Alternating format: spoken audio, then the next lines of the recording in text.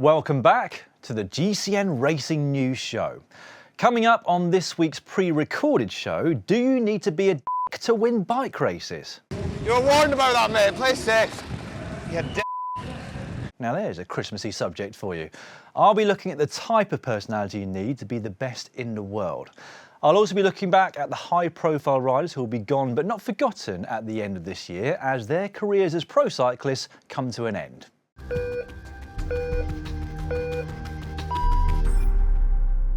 First up though, do you need to be a dick to win bike races? And by that I mean ruthless, self-centered, unforgiving, arrogant, or selfish, or maybe even all of the above.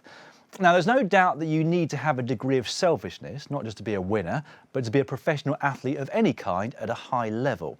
Training, rest, a good diet and many hours on the bike needs to be prioritised above all else if you want to compete with the best.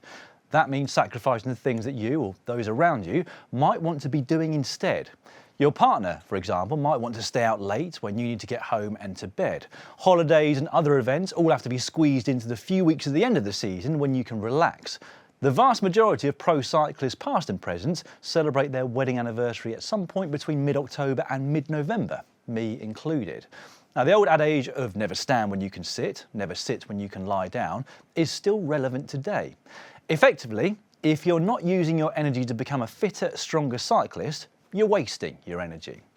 You also become accustomed to everything being done for you, especially in this modern era. Whilst competing at a Grand Tour, literally the only thing you have to do is ride your bike and lift a fork to your mouth to eat before and after each stage. Everything else is done for you. Washing, bike cleaning and maintenance, food preparation, even your suitcase is taken from hotel room to hotel room. I guess you still have to unpack and repack it, but still, you get the picture. Does that spill over into real life? For some it may, for others not. Either way, you come back to earth with a bang when you return home from a Grand Tour. Do you need to be arrogant? Not necessarily. Of course, you need a degree of confidence in your ability, and there are plenty of examples of cyclists who've lacked that and who therefore haven't fulfilled their perceived potential in terms of their results. That, though, often makes them all the more likeable to many cycling fans. Now, if we take a look at the current cream of the crop, though, Van Vleuten, Van Aert, Vingegaard and Vos as a few examples, none of them seem arrogant at all. Far from it, in fact. Now, there was talk for a few years about an arrogant streak in Peter Sagan. Less in the way that he talked and more in the way that he rode his bike within the bunch. But was it arrogance? Or was it simply that his bike handling skills allowed him to do things that others couldn't? Well, I think former pro Nico Roach summed this up very well on the World of Cycling show on GCN Plus earlier this year. Here's what he had to say. Some riders are also technically superior. And what they don't realise sometimes is that not everyone is as comfortable on a bike as they are. So when they're doing something and they think everyone behind them can anticipate or be as good or react as fast as they are, it doesn't really work like that. And you know, years ago, for example, when Sagan was at his peak, he used to come on the inside in corners and descending and cause crashes because he literally just come, lock up the back wheel like you do on a mountain bike and shoot off. And you'd be there and, you know, some guys would get a scare, clip the pedals and all kind of things happened. He's changed dramatically after that. But there was a moment where Sagan wasn't really appreciated amongst the riders because he was dangerous, but he was fully in control. He was never going to crash. But by giving a bit of a scare, he caused crashes because you kind of move out of his way and you touch somebody else. And unfortunately, sometimes a lot of these crashes are caused with guys who are essentially very, very good bike riders who just don't realise that not everybody has the same amount of skills as they have. So essentially, Sagan made things more dangerous, not because he was reckless, but because others were not able to react to or deal with the way that he rode his bike because he's an anomaly in bike handling. Moving on. Whether or not you need to be ruthless to win bike races depends, I think, on the type of rider that you are. So if you're a time trial specialist, for example, your ride affects nobody else except perhaps in their result at the end of the day. You just ride as hard as you can and accept the pain whatever result comes to you. Sprinters, on the other hand, are a different species. You're toe-to-toe, shoulder-to-shoulder with a load of other riders who'll do anything to beat you to the line. Start dabbing your brakes through fear and you'll soon find that your win rate goes in the wrong direction. Sprinters need to have an air of arrogance, the ability to fight for position, to find gaps that maybe aren't even there, and to punch for the line in an adrenaline-fueled final few seconds. Even then, though, there are examples of successful sprinters who don't seem to have that kind of character. Andre Greipel is a name that immediately springs to mind. Perhaps he could have won more had he been more of a risk taker, but I think that he will be quite happy retired with 163 pro wins, with the knowledge that he was always humble and never deliberately put himself, his teammates or other riders at risk. So what about classics and GC riders? Well, they have to want to win. To be a winner, you have to be competitive, and that means wanting to beat the opposition. I'm not saying that Jonas Vingegaard's got a picture of Tadej Pogacar on his dartboard at home, but there's no doubt that Pogacar will be in the back of his mind when he's doing those long, hard training sessions. So in conclusion, yes, there are that win bike races, naming no names. Likewise, there are lovely, humble human beings who also win big bike races. And there are also amazingly nice people who don't win bike racing, and also who don't win bike races. And some may say that one of those is sat right here. Case closed. Or maybe it's not. If you disagree, just let me know in the comment section just down below. Now, as this is a pre-recorded show, I don't have the latest results and action to report from the recent cyclo-cross races, but if you're watching this video as soon as it's released, you've got the next round of the UCI World Cup to watch later this afternoon. It takes place in Gavre in Belgium, and we'll get to see who overindulged on Christmas Day. If all goes to plan, the big three will be on the start line of the men's race, Van Aert, Van der Poel and Pidcock, while Sweeck and Iserbyt will continue their battle in the overall standings.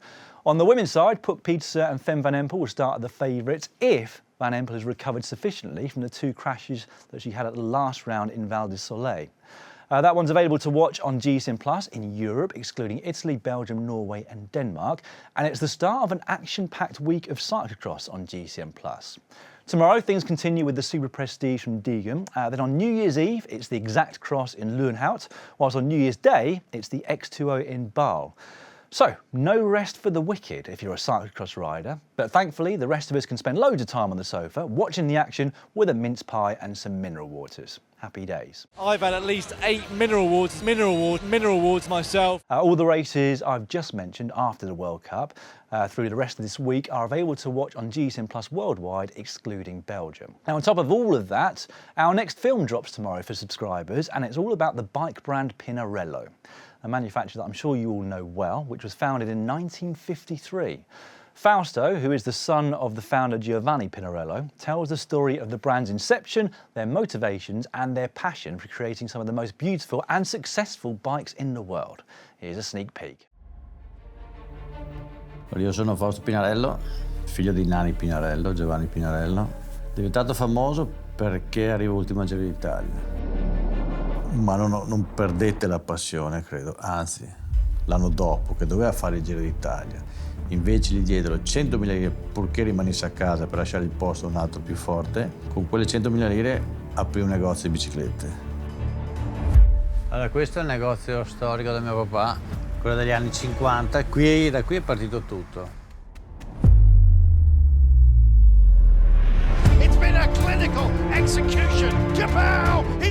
Le vittorie portano sicuramente a una maggiore vendita, ma più che altro portano a consolidare il marchio come marchio top.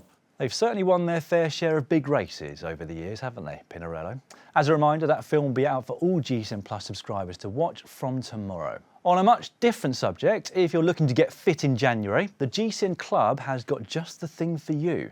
And the best part about it is that you only need to commit to 30 minutes a day. So in conjunction with Zwift, we've got a load of presenter-led rides with 2 to choose from per day to suit your own time zone or the time of day that you like to ride. I might even do a couple myself, seeing as that would probably be good rehab for my broken ankle. Let's see if I can improve on my current FTP, which is just under 1 watt per kilo.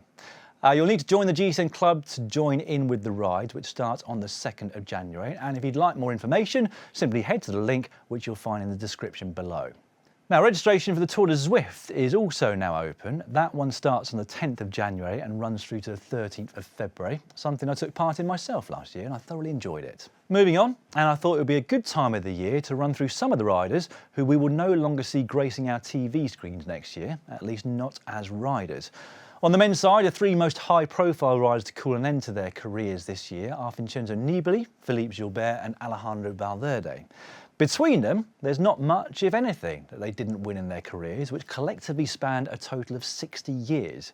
Given their longevity, it's quite unsurprising really that they'll all be remembered for being old school bike racers. Less hang up on numbers and calculations and more about instinct and tactical nous. Nibali will be working with the new Q36.5 Pro team next year. Valverde will continue to work with Movistar, while Gilbert has opted to take a little longer to decide on where the future will take him.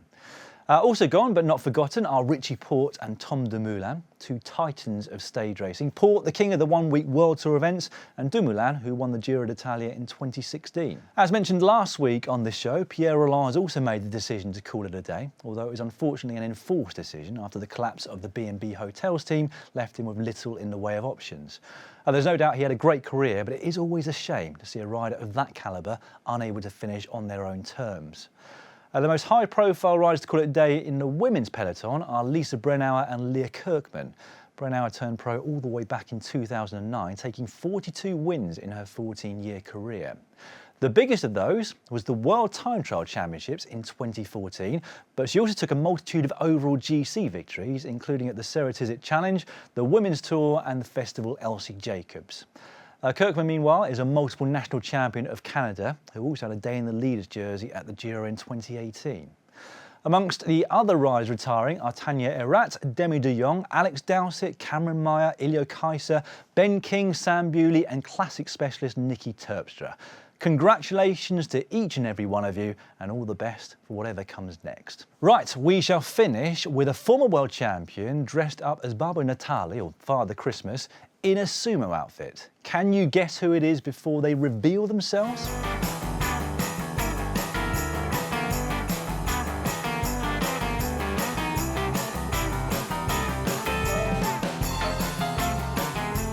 I hope you have a great new year, everyone, and that's when I'll be seeing you next. Bring on 2023.